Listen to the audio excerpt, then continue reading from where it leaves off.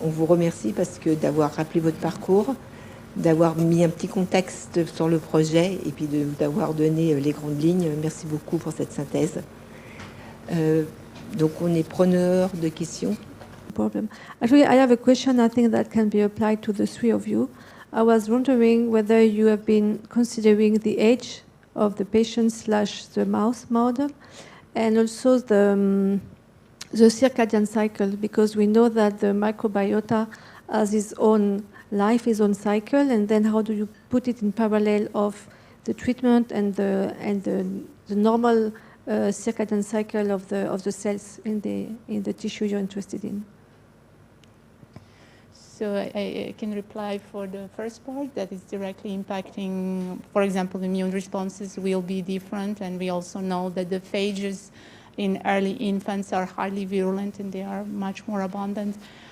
So in this project, we don't address this age-dependent gap in microbiota and also microbiota immune responses. This is something we plan to do in the future, to look how this is actually evolving over the course of the life. We are just going to focus on already young adults and mice, but it is something that is highly impacted and something that we plan to address in the future regarding to microbiota immune interaction and variation with the age.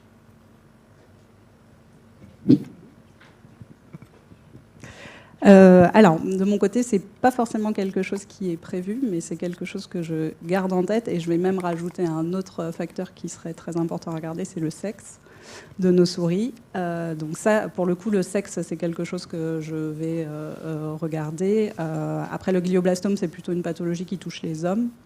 Il y a une fréquence plus importante chez les hommes, mais ça m'intéresse de regarder parce que je pense qu'on peut vraiment voir des différences microbiotes et métabolites qui sont échangées. Moi non plus, je n'ai pas prévu de regarder l'impact du risque cardiaque, même si effectivement ça serait très intéressant. Par rapport à l'âge, donc dans notre cohorte humaine, bien sûr, on va ajuster nos analyses sur les paramètres cliniques, dont l'âge et le sexe. Voilà. Après, on va pas prendre des souris très âgées versus des souris plus jeunes. Dans nos protocoles expérimentaux, ça va être très standardisé. Ça ne sera absolument pas une question de nature scientifique. Je suis économiste. Je suis très loin de ma zone de confort là en vous écoutant. Je fréquente de temps en temps un médecin qui fait de la médecine chinoise. Et depuis très longtemps, j'ai été surpris. Je ne m'intéresse absolument pas à la concurrence entre médecine traditionnelle chinoise, médecine et autres. Ça, ce n'est pas mon problème. Mais ça fait très longtemps que je suis surpris par l'importance qu'il accorde, dans sa parole en tout cas, au système digestif comme étant le deuxième cerveau, premier point. Donc apparemment, ça fait des centaines d'années qu'en Chine, ils connaissent ça. Deuxième point, souvent, et là je lui laisse la responsabilité de son commentaire, il est assez critique sur les chimiothérapies en disant mais c'est quand même dingue, là. Le corps il a besoin qu'on lui apporte de l'énergie et là on est en train de le fragiliser. Effectivement, l'intestin c'est le deuxième cerveau. Il y a tout un système nerveux qui est autonome au niveau de l'intestin et donc il y a des communications nerveuses qui sont très bien décrites. Donc ça c'est vrai. Ce qu'on vous a dit est vrai. Et pour la chimiothérapie, peut-être La chimiothérapie, on fait comme on peut. Hein. C'est-à-dire que si on avait une solution alternative, on ferait. Mais globalement, il y a les chimiothérapies conventionnelles, donc qui sont cytotoxiques principalement, et donc qui ont une toxicité sur à peu près toutes les cellules qui se reproduisent rapidement, dont les cellules épithéliales. Et c'est la problématique que je vais développer dans mon projet. Et puis après, il y a d'autres chimiothérapies, enfin d'autres traitements anticancéreux qui sont soit des thérapies ciblées, qui vont aller cibler des mécanismes moléculaires, soit l'immunothérapie, donc l'idée de lever les freins du système immunitaire. Aujourd'hui, on essaye de développer un peu toutes ces thérapies-là en parallèle. Elles sont évaluées en combinaison, en association, en séquentiel. Voilà, mais peut-être que dans 100 ans, on dira vraiment on était has-been, mais ça fait quand même un certain nombre de décennies qu'on reste avec ces traitements-là et qui restent les plus efficaces. En tout cas, en pathologie digestive, dans la cancérologie digestive, nos protocoles n'ont pas beaucoup changé depuis 25-30 ans. Il se trouve que mes parents ont été victimes de cancer colorectaux. Et je me souviens d'une des réflexions de mon père qui était de dire, par rapport à la dénutrition, c'est pas tant qu'il n'avait pas faim, c'est que les aliments n'avaient plus de goût. Et donc cette dimension du goût, elle me semblait extrêmement importante.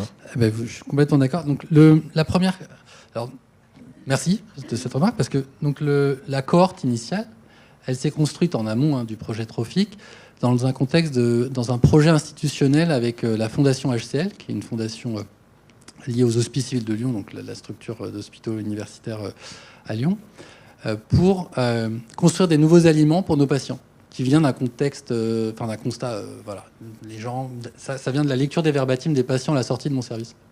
C'est l'équipe super, etc. Par contre, la bouffe, bon, immangeable, on ne pouvait pas. Et il y a un enjeu psychique, il y a un enjeu médical. On a parlé de la dénutrition, mais il y a un enjeu psychique aussi. Dans le contexte de la prise en charge en cancérologie, on est pris dans une espèce de machine à laver, où on n'a plus les prises sur rien du tout. Et la prise alimentaire fait partie des choses où on essaye d'avoir une prise quand on est malade.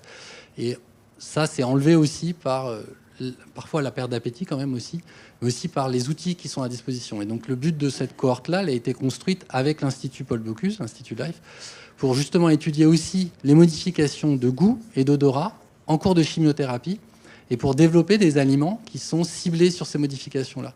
Et la cohorte, là, c'est la première partie d'un projet qui vise à développer un cahier des charges pour faire des nouvelles recettes. Alors, ce sera l'Institut Life qui fera les recettes, qui sera ensuite après implémentées dans la cuisine centrale des Hospices civils de Lyon. Parce que l'idée, c'est pas de faire une recette qui marche sur un coin de table avec des produits du marché, malheureusement, même si on aimerait bien, c'est l'idée de pouvoir faire ça dans une restauration collective avec les contraintes. Donc c'est un point central, et l'idée, c'est de jouer sur cet aspect sensoriel, et puis aussi sur cet aspect physiologique, en incluant les éléments issus du microbiote. Question peut-être plus spécifique pour Léa.